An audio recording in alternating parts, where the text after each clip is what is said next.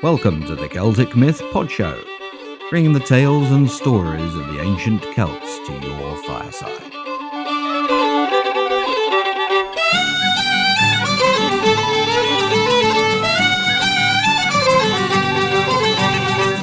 Episode 34. A debt is repaid.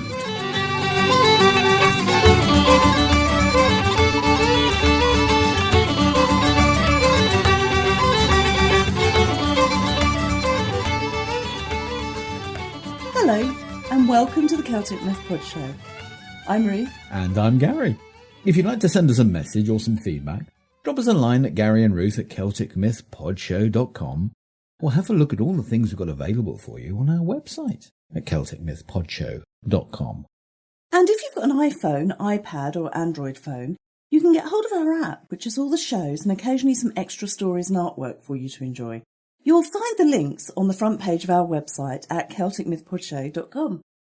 So, have we got any news and views?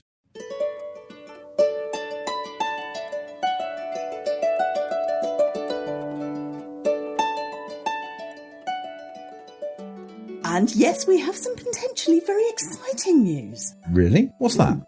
The story starts at Aberystwyth University 4 years ago, where a research project was set up by Professor John Koch with an interdisciplinary team of scholars, including Professor Barry Cunliffe, well-known Celtic authority. Ah, now I'm interested. What are they studying, and why do they need folks from different disciplines? Well, the theory they're attempting to prove, or disprove, is that the Celts originated from the West, that is from the Atlantic and not from Central Europe, as is normally thought. Truth. Okay, now that is a major change in historical thinking, but funnily, does match up with the mythological references we got from the Celts themselves.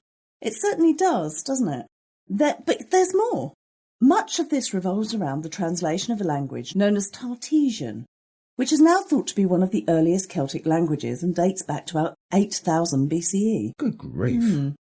They need all the different disciplines to tie together evidence from linguistics, archaeology, as well as specialists in the geographical areas along the West. So, what you're saying is that we could be looking at a culture that evolved in the West, migrated throughout Europe, and is at least 8,000 years old?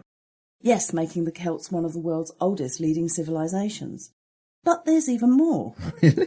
An archaeologist from Ontario has found inscriptions in Newfoundland that he believes are Tartessian, and an unnamed university in Wales are agreeing with him.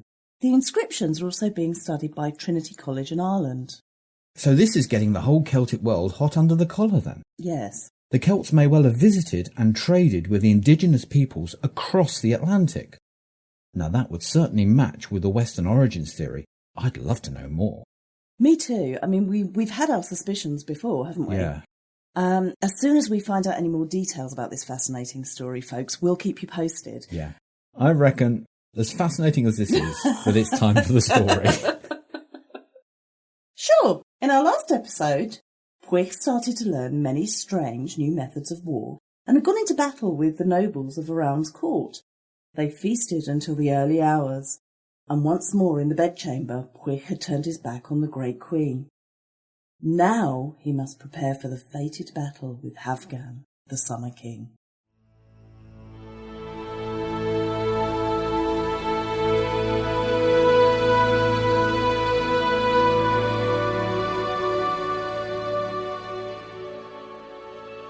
It has long been said by some of the elder druids that the past, the present and the future all exist together, that time is not the straight line that men seem to think it is. Some also say that a man not only has many lives moving from birth to death and back to birth again, but that they all exist side by side in uncountable parallel worlds. Worlds in which all changes are possible, and the decisions a man makes shift him unseen from one world to another. Some of the Longbeards also say, often with a wry smile, that all existences are an illusion, and that we create our own realities. All these things went through Puig's mind as he was sitting heavily in his favourite chair in his chambers, cuddled in furs and swirling the dregs of the mead around in his goblet once more. He tried and failed to understand what it all meant. It seemed a lifetime ago that he had been the young, carefree and headstrong warrior who had been the much-loved Prince of David.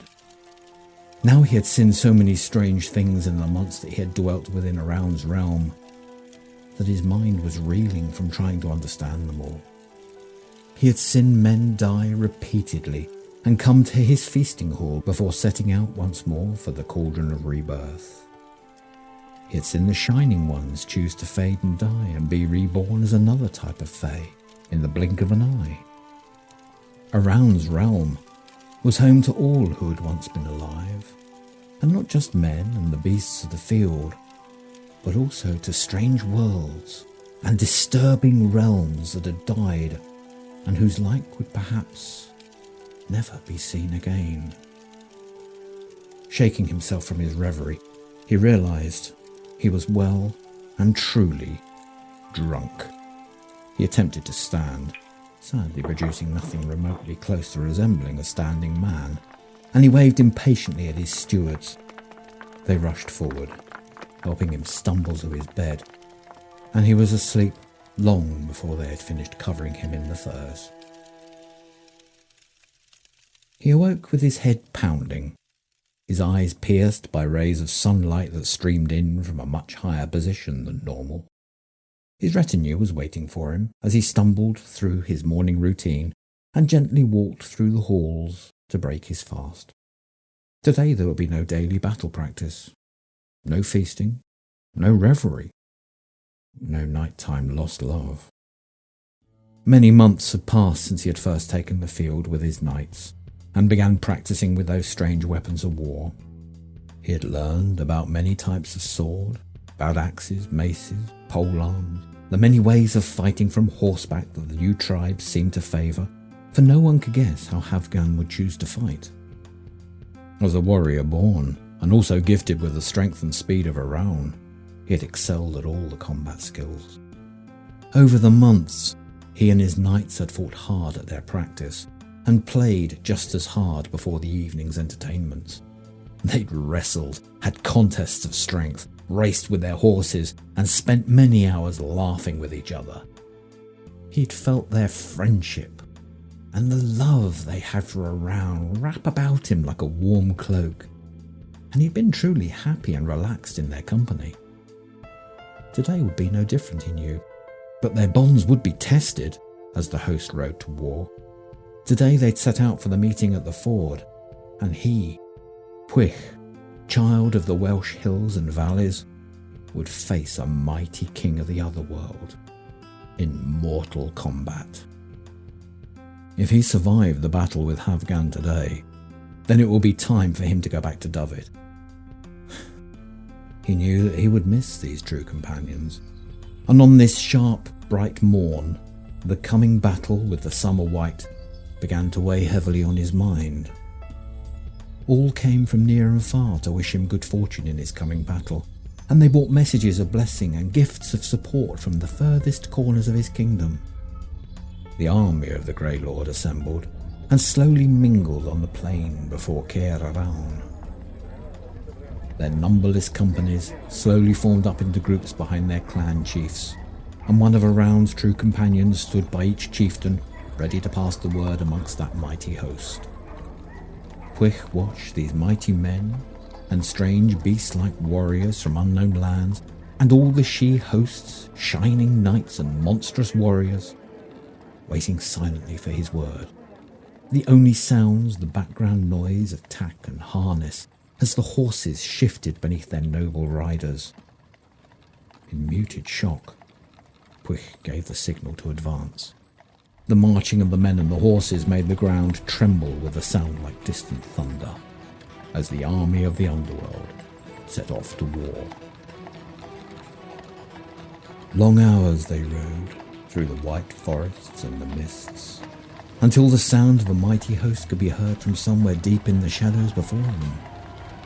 As they rode slowly on, the shadows and the mists thinned, revealing clouds of ochre dust that swirled around the army of Havgan the Summer White that approached eagerly on the far side of a wide, white-watered rushing river. The noise of horses being checked, the deep-throated bellows of warriors as they reined in on the opposite side of the ford brought the reality of the coming battle to the front of each man's mind. Their outlines, huge and menacing, could be made out in the clouds of sand and dust that flew about them as they rode to and fro, the rushing sounds of the water only just audible over the noise of their gear of war, and the harsh, deep-throated cries that they shouted at the now visible ranks of Around's men. Wick called his forces to a halt, 100 paces from the water's edge, and watched as the dust opposite them started to settle. One tall man stood a head above the rest, his golden armour shining in the sunlight so brightly it was painful to look at. His sun-kissed fair hair curled about his shoulders, and never had Puig seen a man so handsome, and yet with eyes as intense as the coals at the heart of a blacksmith's forge. The great king, Havgan, was ordering his troops into place on each side of him along the sandy shore, and Puig realised he had to do the same. He turned to his proud companions and signalled them to their companies, all except Rhys, who rode at his side. This was to be a single combat between the two kings. That much Puig knew, but should either side see their king start to fail, how much could either rely on the bonds of their men to hold true to their promises to stay out of the battle? If he should fail, what of his true companions and their nightmarish companies? Here he had to place his trust in his closest friends, his proud companions, to hold back the forces of the Grey Lord and keep faith in the word of Around. He smiled thinly to Rhys and nodded briefly. Rhys, holding Around's banner high in the air and sitting high in the saddle, pushed his horse forward to a point where both sides could hear his deep and strident voice.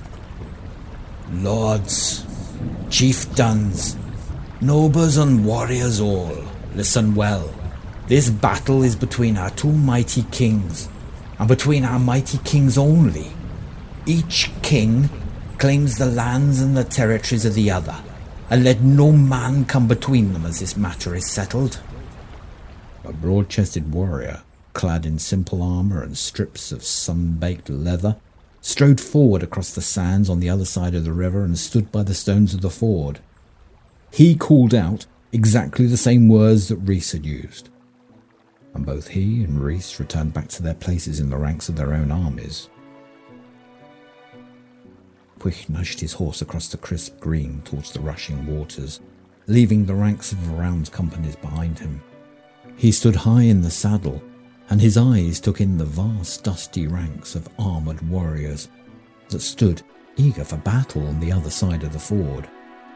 He could make out the bright shining golden armour of Havgan, whose face seemed to shine like a sun amongst the darkness of the men around him, who was riding slowly to the other side of the ford. He settled back into his saddle, tucking his spear under his arm and bracing it against his body.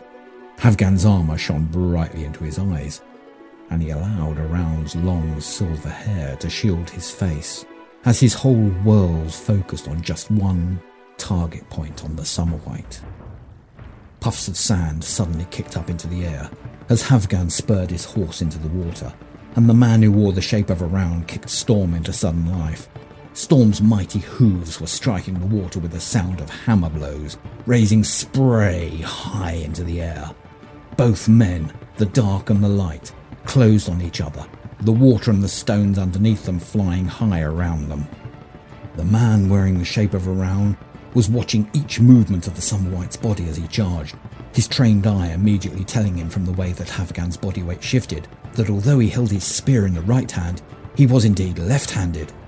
They were approaching to each other's right, so what trickery was this man planning? When they were within 2 horse lengths of each other, the man in Around's place urged Storm with his knees and crossed over to Havgan's left side, switching the spear to his own left hand as he rode. His mind immediately focused again upon the centre of Havgan's body. He could vaguely see Havgan trying to catch up with the speed of the manoeuvre, and in some part of his mind he knew that Havgan would never get into position in time. And just at the moment of impact, Havgan swung his shield high in front of him, and the man wearing the shape of a round, expecting a blow from that shield, aimed the point of his spear squarely at the centre of the shield's boss. As they clashed, lightning flew from the impact, and a round spear clove through the shield, through the bright golden armour, and deep into Havgan's body, tearing him bodily from the saddle and casting him back into the water, 2 horse lengths behind his own horse. Quick reined Storm in, casting his eyes over the assembled troops and drawing a second spear. No one moved, however, and the silence began to fall from both sides of the river like the onset of twilight. Slowly, Quick moved up to Havgan, whose blood was mingling rapidly with the water all around him. Havgan looked up at the man wearing the shape of a round, and for a second, his steely eyes seemed to pierce right through Quick. A look of surprise crossed his face, as drawing in a racking breath, he said, "Chieftain, what right have you got to cause my death? I have caused you no injury. I have no claim against you. I can't understand why you would slay me." He was bleeding copiously now, and Puig felt deeply moved by this man's plight. Indeed, what injury had this noble and beautiful king ever done to the Prince of David? Feelings of guilt, almost of shame, began to creep up on Puig as he considered this noble, glorious king, whose life was flowing out of him, as he considered the families and the tribes who would now have to survive without his leadership, and the suffering that he had caused him with such a mortal blow.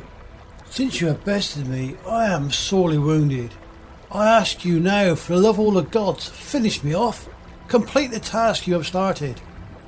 Puig looked down at Havgan for the last time, his arm almost raising of its own accord to quickly put an end to this noble chieftain's life, as he watched the golden light fade slowly from his shining brow.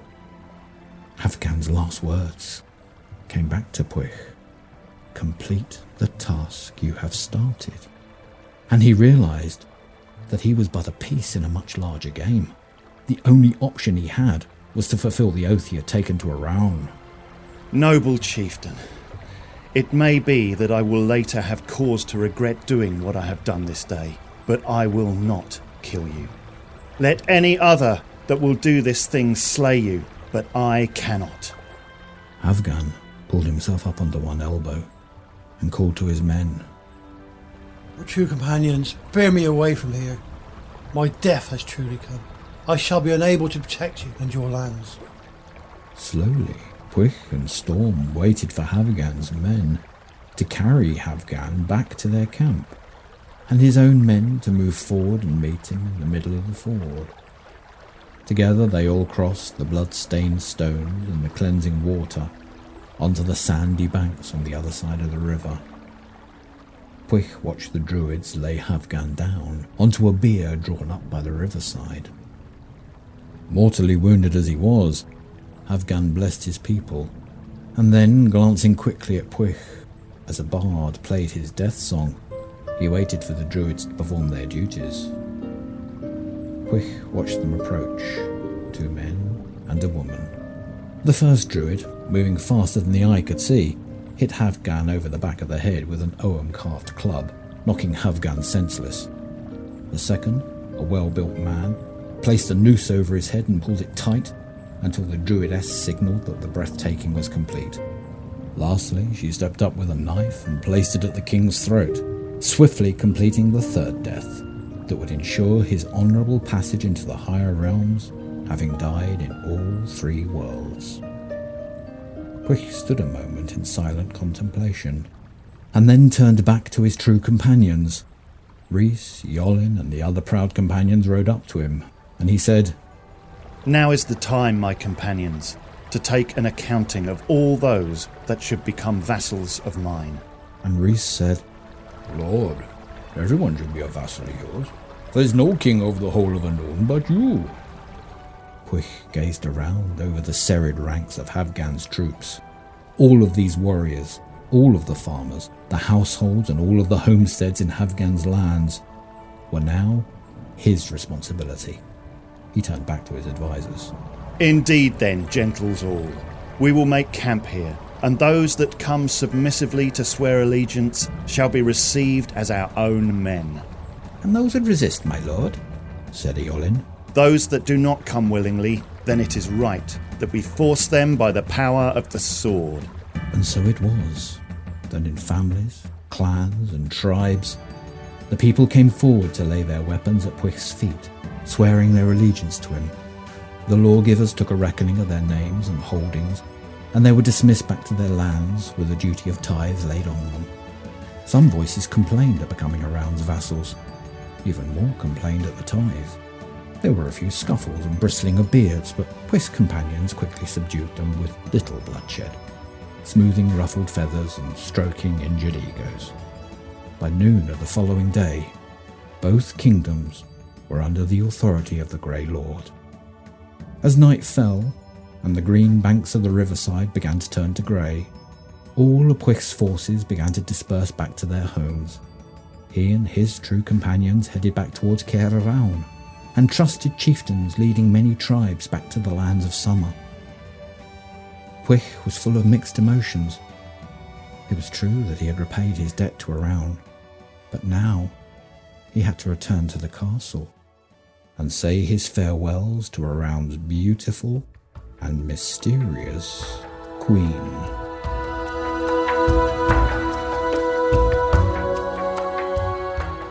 In our next episode, Pwych learns about friendship, wisdom, and magic pigs. Magic pigs?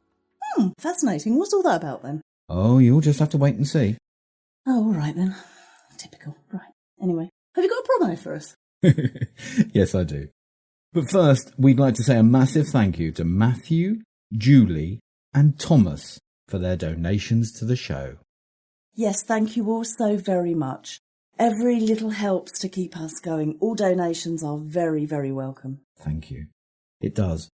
And now we've got a promo for you from the New Order of Druids. I've heard of the New Order of Druids, or NOD as they're known. They do a free online druid course, don't they? That's right. And they've had some problems with their podcast, or Nodcast as they call it. It's a great name, isn't it? Mm-hmm. But keep an eye out for it. It's well worth following when it comes back. Okay, let's play the promo then. Okay. The New Order of Druids. Where the ancient wisdom of the Druids meets the new world of today. For the age of Druids and magic are not our past. They can be our future. Who are we? We are a free Celtic online community for those who seek the Druid path. Yes, but who are we? We are an online Druid college called Grove of Dana with free basic grades of Bard, Ovate, and Druid. More than that, though. We are friends who learn together, share knowledge and wisdom together, and have fun together. So who are we? We are the New Order of Druids. And you can find us at www.druidcircle.org. That's one word, Druid Circle. www.druidcircle.org. Until they're back online again, their website is well worth going through. All of the details are in the show notes, or you can find them at druidcircle.org. Sounds good. I think you can also find them on YouTube, and of course in the show notes. Oh, a quick reminder. What's that? Well, the competition we set in the Imbolc Holiday Special for the Celtic Twist CD will be coming to a close with the release of the Spring Equinox Holiday Special. And just to remind you, do you remember what the question was? How many tracks on the Celtic Twist CD The Visit are original Holland and Palmley compositions? Oh yeah, I remember now. Of course you do. And if you need some help with that, go and have a look at their website. That's the clue. Yep, that's the clue. Uh-huh. Right, so when should our listeners make sure they get their answers in by? Let's say the 18th of March this year, 2013, as the final deadline. Sounds good to me. Okay, so don't forget to listen to the Imbolc Holiday Special, where you can hear a track from the album, and of course the question too. Good luck. Super. I think that brings us to the end of the show now, doesn't it? Yeah, sadly you're right. So in that case, we wish you many blessings and say, Hwyl fawr.